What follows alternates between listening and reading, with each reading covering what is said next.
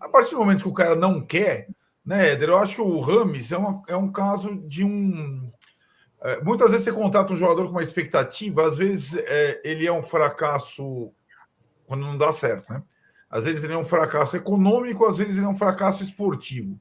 No caso, foi os dois, né? Conseguiu juntar as duas coisas: um fracasso econômico e um fracasso esportivo. Eu acho que não há comparação.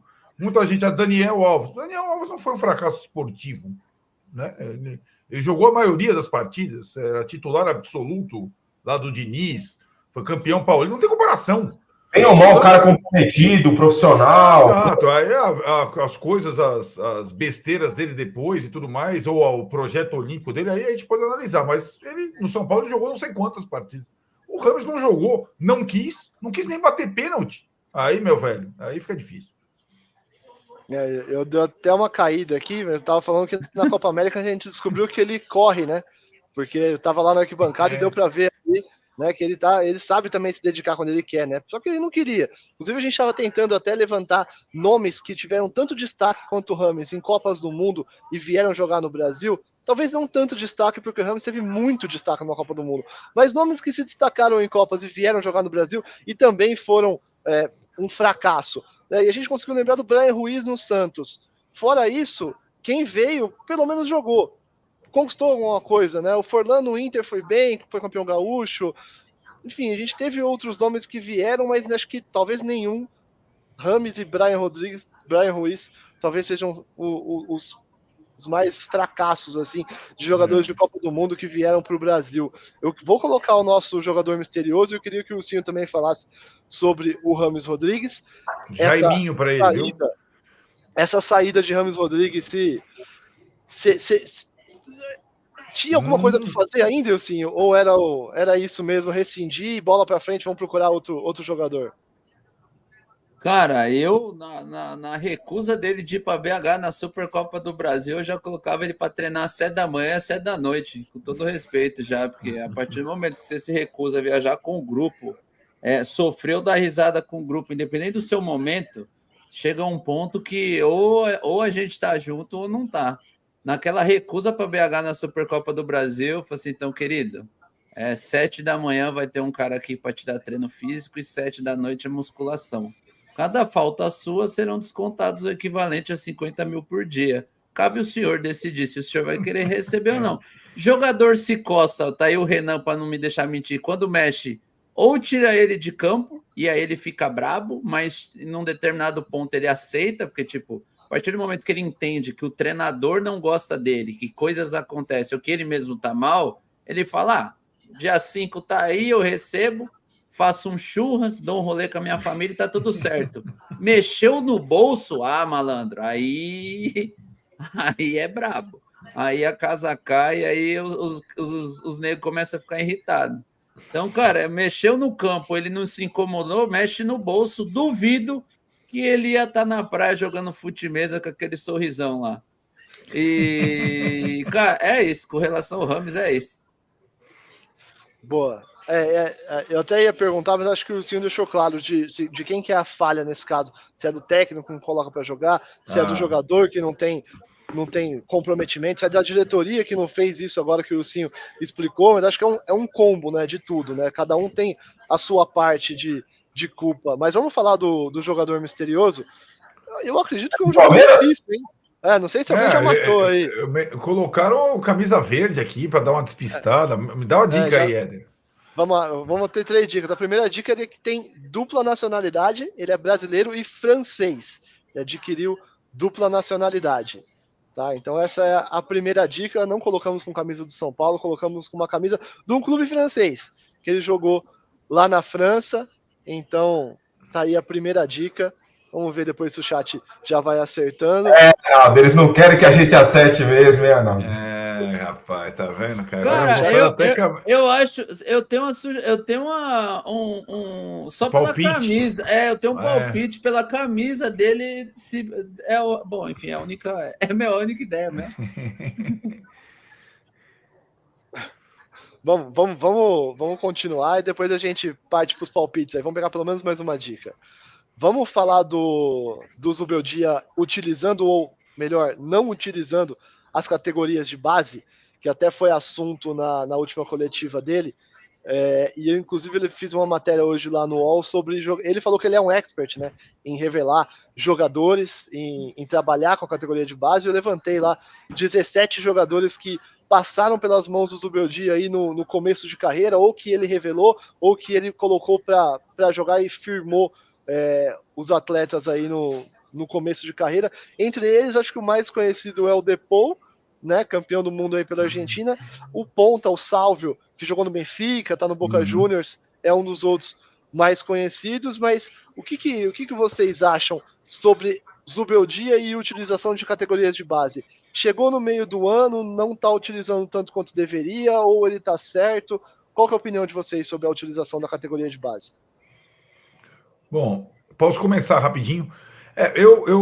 A cada entrevista do Zubeldia, eu entendo mais, a gente está conhecendo aos poucos como ele vê o futebol. Eu acho que ele explica detalhadamente o porquê de não utilizar a base ou alguns jogadores da base neste momento. O que ele fala?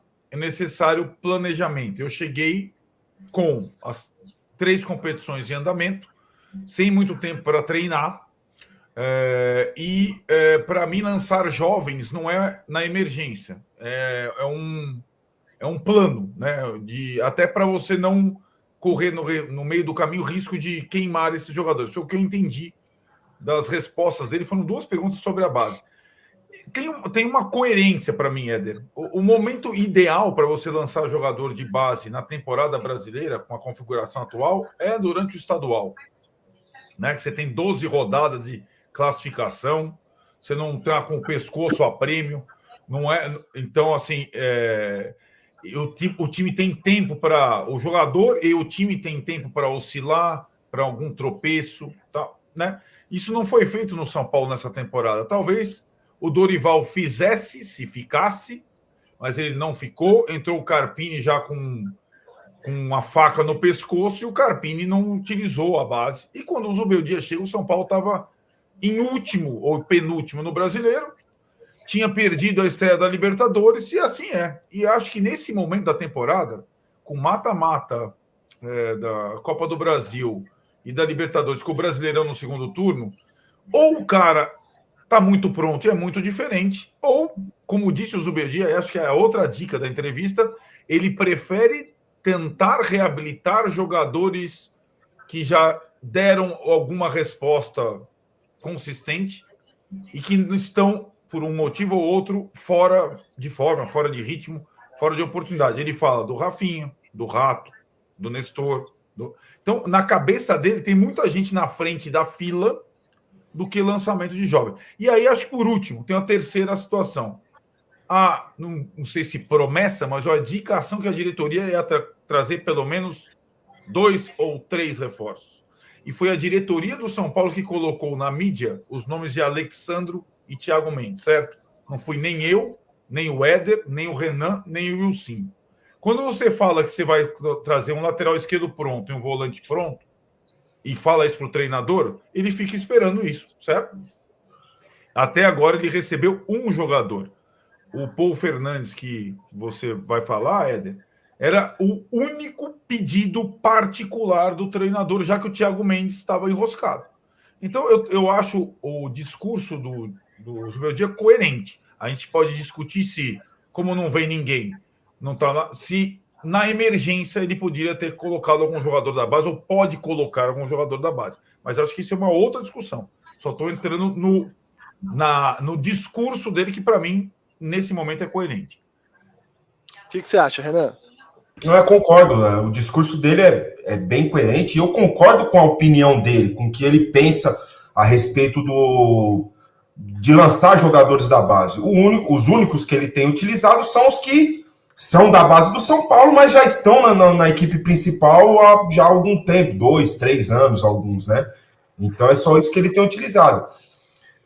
Penso que em algum momento ali, nesse período aí de Copa América, que teve muito jogo só de brasileiro, mas muito jogo seguido, né? Uma tabela aí complicada, em algum momento ele poderia ter utilizado alguns jogadores. Eu vi ele tirando o William Gomes do banco Tirando do banco, não chamando lá de trás, onde todo mundo estava aquecendo. Tirando do banco e colocando o menino 10 minutos para jogar contra o Cuiabá. Aí já perde um pouco da coerência do que ele falou, certo?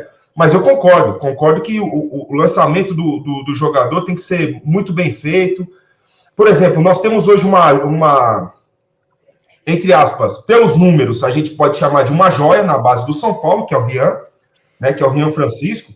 E dessa forma que o Zubeldia falou, o que eu já estaria fazendo com o Rian? Eu já estaria treinando com ele no profissional. Sem expectativa de jogá-lo, de colocá-lo a campo já no profissional. Mas para ele estar se ambientando ali com o time principal, com os companheiros, com a imprensa, que é completamente diferente da base, né? E conhecendo ali o modelo de jogo do treinador, a intensidade de treino também que é diferente. Pô, Rian, e depois você volta e vai lá para Cotia para jogar para a base, continuar fazendo seus golzinhos, mas 3 vezes por semana eu quero você aqui se ambientando, para daí o ano que vem ele de fato fazer de vez, né, fazer parte do plantel principal, entendeu? Isso é uma parte de processo, de evolução, principalmente psicológico, mental, de um menino de 17 anos. Eu acho que isso faz um pouco de parte do processo. Eu faria isso, por exemplo, com o Rian, entendeu? Para depois, ali na frente, uma lesãozinha do Caleri, que vai ficar 2 jogos fora, lá no ano que vem, não precisar ir lá no Oriente Médio contratar um jogador de 1 milhão por mês. Temos ali, entendeu? Mas isso tem uma preparação. Não pegar ele lá de Cotia, vem que você vai jogar amanhã. Não, entendeu? É isso que eu pelo menos eu interpretei dessa forma, que é o processo que ele gosta de lançar os meninos da base, né? Ursinho, a gente está falando sobre alguns jogadores que já fizeram isso um pouco que o Renan está falando, que já estão no profissional, ainda não estão ganhando chances, pelo menos não muitos minutos, mas já estão treinando entre os profissionais, indo para jogos, como o William Gomes, enfim, Rodriguinho no começo do ano, a gente tem o Moreira que não está jogando muito, mas já teve sequência. Quem que você acha, e pelo levantamento que eu fiz do Zubeldia, a gente conseguiu ver que geralmente o segundo ano dele de trabalho é o ano que ele começa a dar mais minutos, a lançar mais jovens, o que faz até sentido, né? Quando você, nessa questão do planejamento que ele mesmo citou. Desses jogadores que a gente conhece do São Paulo, que já estão no profissional ou que ainda estão para subir, quem que você acha que pode ter sequência, talvez no ano que vem, que seja uma aposta do São Paulo para o ano que vem? Tá mudo, sim. Foi mal. Eu acho que 2 coisas são importantes. A primeira é o planejamento, esse planejamento que eles, o Beldia disse. Eu acho que isso é importante.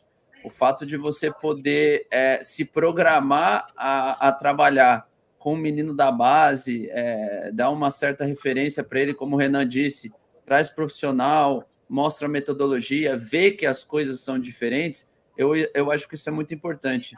Agora, o outro é o dia a dia, Éder. Eu acredito que, assim, se 4 treinadores passam pelo clube, Rogério, Dorival, Carpini e Zubeldia, esses 4 ficam ali com os mesmos jogadores da base no elenco sem dar oportunidade, talvez esses meninos não tenham a qualidade necessária para estrear no profissional.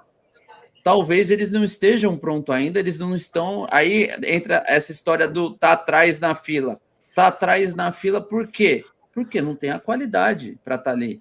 Porque talvez a filosofia da base do São Paulo, de um tempo para cá, está fazendo outros tipos de opções que não dão médico profissional. Então, tipo assim, se 4 treinadores diferentes, de filosofias diferentes, passam pelo profissional, eles só mantêm os meninos lá, não bancam nenhum para colocar para jogar, aí, poxa, mas eles são novos. Pô, o Estevão tem 16 anos, 17, está jogando. O Hendrick também. Quantos meninos? O Lucas também subiu muito cedo. Quantos meninos subiram cedo e passaram na frente nessa fila que eles estão alegando? Então, talvez a base do São Paulo está tendo um tipo de filosofia onde a escolha não está sendo pela qualidade. A escolha está sendo pelo jogador forte, pelo jogador rápido, pelo jogador brigador, e está deixando um pouco a qualidade de lado. A gente não sabe. Eu acredito que, assim, independente do momento, paulista, brasileiro, ou até mesmo, às vezes, dá um BO gigantesco.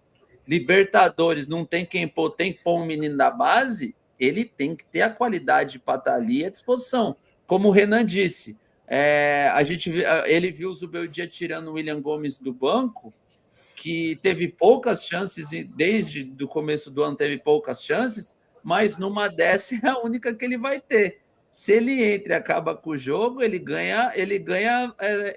passa no checkpoint ali da fase do Sonic, ele ganha mais ali 30 segundos de vida. Então, tipo assim, tem gente que tem uma chance, tem gente que tem duas, tem gente que não tem.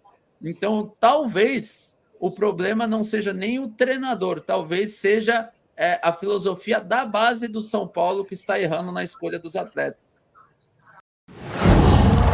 Qual?